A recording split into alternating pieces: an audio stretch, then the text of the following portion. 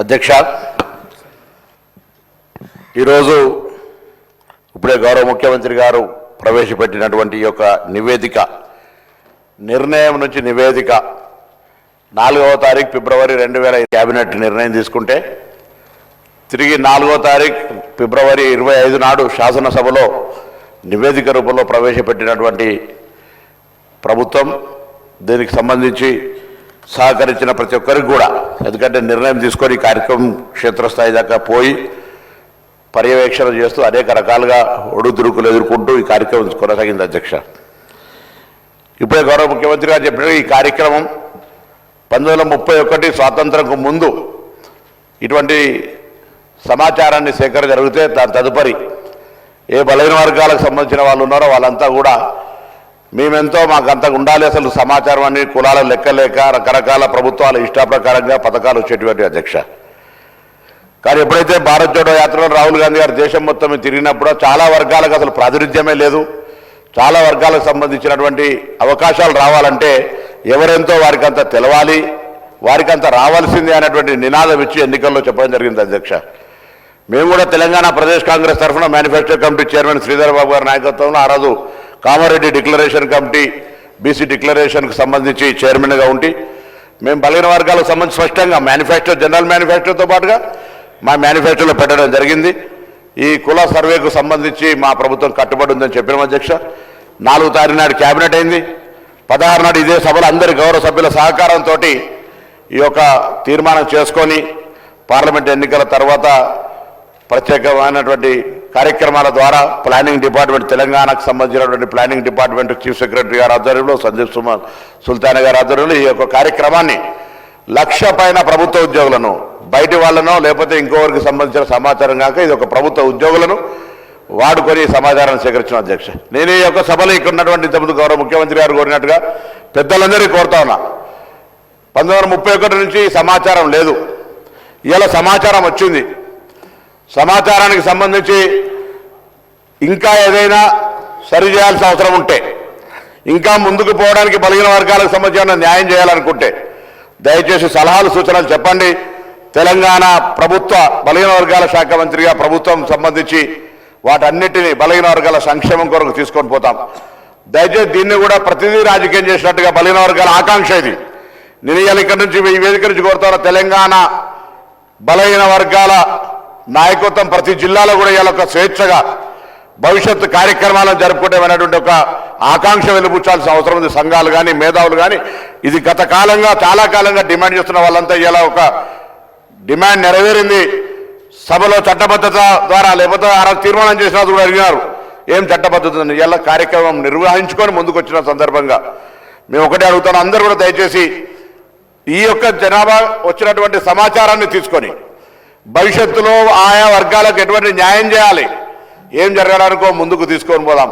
ఇవాళ చాలా మంది అంటారు ఇవాళ చాలా బలహీన వర్గాలకు సంబంధించి ఒక మంచి రోజు అంటారు. ఈ రోజు నుంచి ప్రారంభమైంది శకం భవిష్యత్తు వాళ్ళ అభ్యున్నతికి సంబంధించి.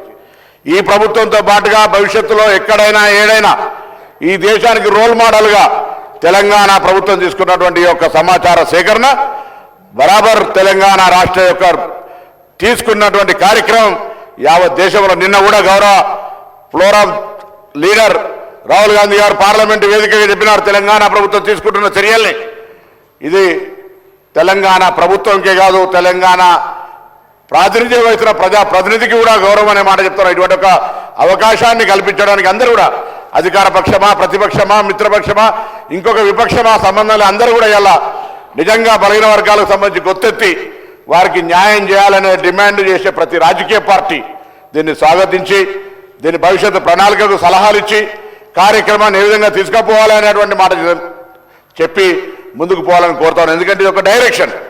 ఇలా నిర్ణయం నుంచి నివేదిక వచ్చిన తర్వాత ముందుకు పోవడానికి తీసుకునే రోడ్ మ్యాప్కు సంబంధించి సభలో చర్చకు పెట్టడం జరిగింది. దీని ద్వారా రోడ్ మ్యాప్ నిర్ణయించినట్టయితే భవిష్యత్తులో అందరికీ ఒక మంచి మార్గదర్శనం దొరుకుతుంది. ఈ సభ తెలంగాణ వ్యాప్తంగా ఎదురు చూస్తున్నటువంటి బలహీన వర్గాలందరికీ కూడా ఒక అవకాశం వచ్చినట్టు. అధ్యక్ష, నేను 1986 మురళీధరరావు కమిషన్ వచ్చినాడు విద్యార్థిని. అధ్యక్ష, నా మాజీ బీసీ వెల్ఫేర్ మినిస్టర్ కమలాకర్ గారు, ఇప్పుడున్న కేంద్ర మంత్రి బండి సంజయ్ గారు, కరీంనగర్ సంబంధించి అందరం కూడా ఆనాడు కమిషన్ మూవ్మెంట్లో పాల్గొని నినదించినటువంటి వాళ్ళం ఇవాళ శాసనసభ్యులుగా ప్రభుత్వంలో ఉన్నటువంటి వాళ్ళందరం కూడా ఇది ఒక చట్టం, ఒక సేకరణ, సమాచార సేకరణ జరిగి భావి తరాలకు న్యాయం జరగడానికి ఒక ప్రతినిధిగా, బలహీన వర్గాల ప్రతినిధిగా ఇవాళ మా ప్రభుత్వం ఇచ్చినటువంటి అవకాశాన్ని నుంచి ఈ కార్యక్రమం చేపట్టడం అంటే జీవితంలో ఒక గొప్ప కార్యక్రమం అనే మాట సందర్భంగా మనం దీనికి సంబంధించి మా నాయకుడు రాహుల్ గాంధీ గారు కానీ, గౌరవ ముఖ్యమంత్రి గారు కానీ, ఉప ముఖ్యమంత్రి గారు కానీ, కమిటీ చైర్మన్గా మాకు మార్గదర్శకత్వం చేసినటువంటి ఉత్తమ్ రెడ్డి గారు కానీ, సహచర మంత్రులు కానీ, గౌరవ ప్రతిపక్ష నాయకులు కానీ, ఇతర రాజకీయ పార్టీల నాయకులందరూ కూడా ఒక బలహీన వర్గాల మధ్య ధన్యవాదాలు తెలియజేస్తా ఉన్నా. దయచేసి భవిష్యత్ సంబంధించి కొత్త చెప్తా ఉన్నారు, అక్కడక్కడ పత్రికలు చూస్తా ఉన్నాం. వాస్తవంగా 1931 ముందు తర్వాత ఎక్కడ కూడా బీసీలకు సంబంధించిన లెక్క లేదు అధ్యక్ష. చాలా మంది చెప్తున్నారు గతం కంటే తక్కువ ఉంటే, గతం కంటే తక్కువ ముచ్చటకు రానే రాదు, ఇప్పటివరకు లెక్కనే లేదు కదా. లెక్కనే లేనప్పుడు ఇలా జరుగుతున్న లెక్క రేపు కొలమానం అవుతుంది. దీనికి సంబంధించి ఎక్కడైనా ఇంకా భవిష్యత్తులో మళ్ళీ 5 సంవత్సరాలకు 10 సంవత్సరాలకు కులగణన జరిగే సందర్భంలో అటువంటప్పుడు తప్పకుండా మార్పు అవసరం అనుకున్న నాడు పెరిగిన జనాభా ప్రకారం వస్తుంది. ఇవాళ జరిగినటువంటి ప్రక్రియ ప్రతి ఇంటికి పోయి ఎవరైనా సహకరించకపోతే సహకరించి ఉండకపోవచ్చు, కానీ సహకరించిన ప్రతి వ్యక్తి దగ్గర వారిచ్చినటువంటి స్వచ్ఛంద సమాచారాన్ని తీసుకొని ఇవాళ ఇంత పెద్ద ఎత్తున ఒక నివేదిక తయారు చేసి 4 వాల్యూమ్స్గా సబ్ కమిటీకి సమర్పించినారు. సబ్ కమిటీ కేబినెట్ అప్రూవ్ తీసుకొని ఇవాళ సభ్యుల ముందు చూస్తారు. ఇంత పారదర్శకంగా, న్యాయబద్ధంగా బలహీన వర్గాలకు న్యాయం చేయాలనే చిత్తశుద్ధి కాంగ్రెస్ పార్టీలో ఉంది కాబట్టి కార్యక్రమం తీసుకోబోతున్నాం అధ్యక్ష. 2011 సెన్సస్ ప్రకారంగా తీసుకున్నట్టయితే ఇవాళ 2025 ఈ యొక్క కుల సర్వేకి సంబంధించి తీసుకుంటే ఎందుకో కొంత అక్కడిక్కడ మాట్లాడుతున్న దానికి ముందే సరిచేసే ప్రయత్నం చేయడానికి నేను వాళ్ళంతా సహకరించమని కోరడానికి లెక్క చెప్తా ఉన్నాను అధ్యక్ష. 2011 జనరల్ సర్వేలో ఆనాడు తెలంగాణకు సంబంధించిన లెక్క తీస్తే 3,50,00,000 మంది ఉండరు అధ్యక్ష. ఇలా 3,70,00,000 మంది ఉండరు అధ్యక్ష.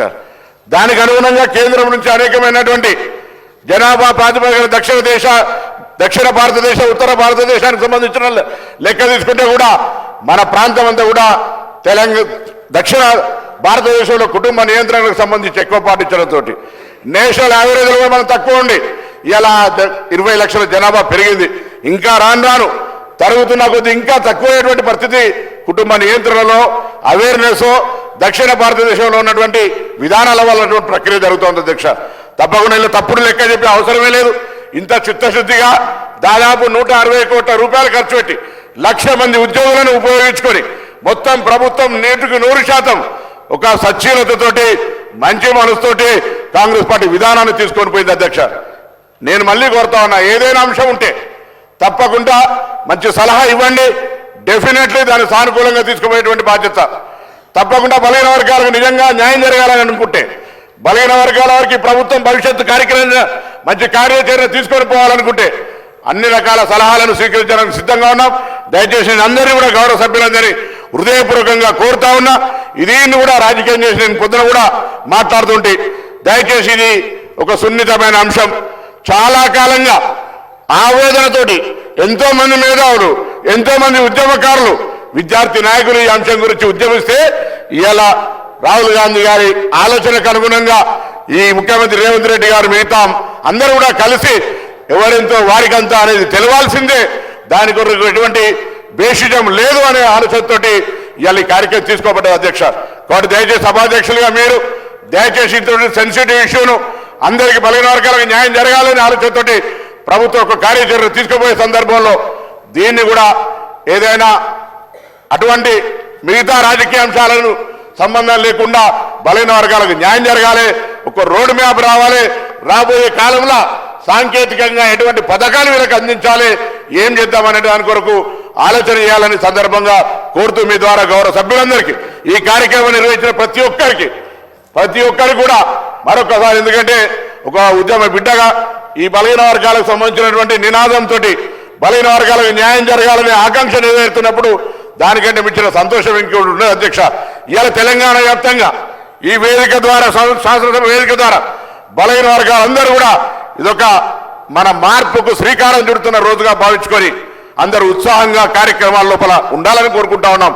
అందరూ ఈ కార్యక్రమాన్ని పార్టీలకు అతీతంగా ప్రతి ఒక్కరు బలహీన వర్గాల బిడ్డగా 10-20 సంవత్సరాల నుంచి ఇది కావాలి కావాలి కావాలని అడిగిన వాళ్ళంతా ఇలా రావడాన్ని స్వాగతిస్తూ ఏదైనా ఇంకా అవసరం అనుకుంటే సలహా సూచనల రూపంలో ఏమని చెప్పి సందర్భంగా ఈ సభ వేదిక ద్వారా అందరినీ కూడా కోరుతూ బలైన వర్గాలకు న్యాయం చేసినటువంటి ఈ ప్రభుత్వానికి హృదయపూర్వకంగా కూడా నేను అందులో భాగస్వామి అయినప్పటికీ కూడా ఇటువంటి ఒక గొప్ప నిర్ణయం తీసుకోవడం, చారిత్రాత్మక నిర్ణయం తీసుకోవడం, ఆ నిర్ణయంలో మంత్రిగా, సబ్ కమిటీ సభ్యుడిగా, ఆనాడు పార్టీ నాయకుడిగా, దీనికి సంబంధించినటువంటి డిక్లరేషన్ చైర్మన్ గా ఈ రోజు నివేదికకు సంబంధించి ప్రభుత్వం ఇస్తున్న దాన్ని అమలు చేయడానికి సంబంధించిన కార్యాచరణలో భాగస్వామిగా సంతోషంతో నేను అందరినీ కూడా ఇటువంటి భాగస్వామ్యాన్ని పొందమని, ఒకవేళ ఎవరైనా అప్పుడు మేము చేయలేకపోతే అయ్యో దీనికి పేరు వస్తుంది దానికి పేరు వస్తుంది ఏం అవసరం లేదు, ఇది మన వర్గాలన్నిటికీ న్యాయం జరిగే కార్యక్రమం కాబట్టి ఆ వర్గాలకు న్యాయం చేయడానికి ఒక రోడ్ మ్యాప్ ఇచ్చే విధంగా సలహా సూచనలు ఇవ్వాలని గౌరవ సభ్యులందరినీ